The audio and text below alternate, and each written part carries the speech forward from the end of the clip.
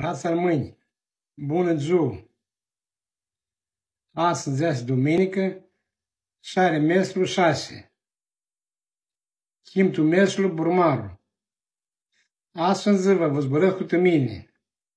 Mai cheamă Steriu și Ormân. Mi mindai tu hoara de meru, aproape de minju. Tu ipiru. Bănesc tricolul. Și un suratul și am două fete și un ficiorul. Și un fotograf. Ved că chiar e limba noastră.